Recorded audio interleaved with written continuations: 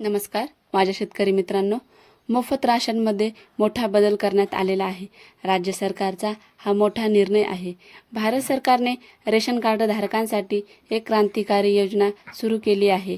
या नवीन योजनेअंतर्गत ration card असलेल्या नागरिकांना आता 10 महत्त्वाच्या वस्तू मिळणार आहेत। हा निर्णय विशेषतः गरीब आणि गरजू कुटुंबाच्या कल्याणासाठी घेण्यात आलेला आहे। तर ती यादी मी तुम्हाला पुढील प्रमाणे सांगते। नंबर 1 गहू, नंबर 2 तांदूळ, नंबर 3 डाळ, नंबर 4 साखर, नंबर 5 तेल, नंबर 6 मीठ, नंबर 7 मसाले, नंबर 8 साबण, नंबर 9 चहा पावडर, नंबर 10 दूध पावडर। तर या योजनेचे मुख्य वैशिष्ट्य असे आहे, या नवीन धोरणाअंतर्गत सरकारने पारंपरिक रेशन वितरण पद्धतीत महत्त्वपूर्ण सुधारणा केली आहे।